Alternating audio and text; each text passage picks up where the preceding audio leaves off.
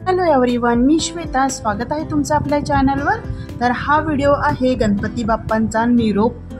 तर तुम्ही बघू शकता छानसा असा नैवेद्य मोदक करून आरती केलेली आहे आणि थोड्याच वेळात गणपती बाप्पांचं विसर्जन होणार आहे. घरी लहान मुले असतील तर गणपती बाप्पाच्या विसर्जनासाठी थोडी रडतात. तर ऋग्वेदचं सुद्धा तेच झालेलं. तो म्हणत होता गणपती बाप्पा महिन्याभरासाठी का राहत नाही आहे किंवा त्यांना गावाला का पाठवायचं. तर असं काहीसं रिॲक्शन असतं लहान मुले असली की. पण ठीक आहे, त्याला आपण थोडं समजावून विसर्जन तर करावंच लागतं.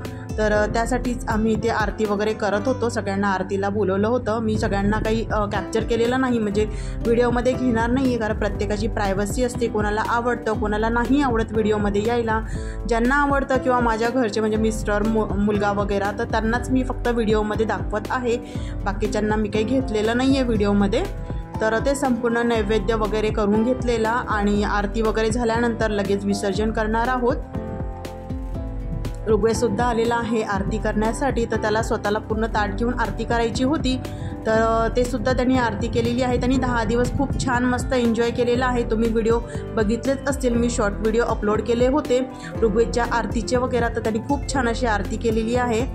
तर आपली आरती अशी झालेली आहे. लगेच आपण विसर्जन पण करायला घेतलेलं आहे, तुम्ही बघू शकता.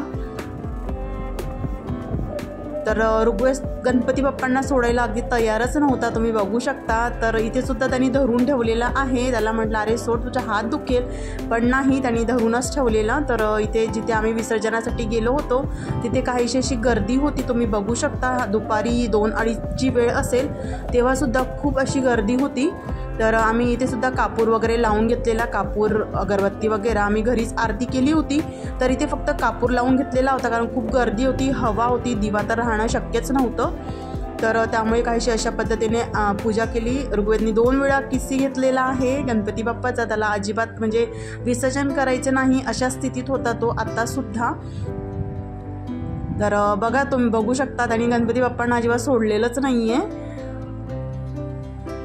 तर बघा अशा पद्धतीने ते घेऊन जातात आहे बोटमध्ये आणि आपल्या गणपती बाप्पाचं असं विसर्जन होणार आहे. आणि छान वाटलं की अगदी म्हणजे पाण्यामध्ये त्यांनी विसर्जन केलेलं आहे. पूर्ण पाण्यामध्ये विसर्जन करेपर्यंत आम्ही तिथेच होतो. आमचा गणपती बाप्पा तुम्ही बघू शकता. तुम्हाला माझे व्हिडिओज आवडत असतील तर प्लीज चॅनलला सबस्क्राईब करा. असे छान छान व्हिडिओ मी तुमच्यापर्यंत घेऊन येणार आहे. त्यासाठी तुम्ही प्लीज चॅनलला सबस्क्राईब करा आणि व्हिडिओला लाईक, शेअर, कमेंट करायला विसरू नका. सोबतच तुम्हाला कोणत्या पद्धतीचे व्हिडिओज पाहायला आवडतील ते सुद्धा मला कमेंट करा. तर बघा अशी गणपती बाप्पांची मूर्ती जी आहे ती पाण्यामध्येच विसर्जन करत आहे. कुठे ठेवलेली नाही आहे किंवा थोड्या वेळाने आम्ही विसर्जन करतो असं सुद्धा त्यांनी म्हटलेलं नाही आहे. आमच्यासमोरच त्यांनी विसर्जन केलेले आहे, तुम्ही बघू शकता. त्यानंतर ऋग्वेदनी छान असा प्रसाद वाटप केलेला आहे. मोदक मी बनवून घेऊन आले होते घरून, तर ते सुद्धा त्यांनी दिलेले आहे. आणि आता आम्ही घरी निघालो. तर अजूनही पण प्रचंड गर्दी होती आणि येणारे गणपती बाप्पासुद्धा येतच होते. खूप छान छान अशा मूर्ती होत्या. घरी आल्यानंतर जिथे गणपती बाप्पा होता तिथे मी नेहमीच दिवा ठेवत असते. जो अखंड दिवा असतो तर तो विजेपर्यंत आपण तिथेच ठेवत असतो. तर अशा पद्धतीने हा मिनी ब्लॉग होता.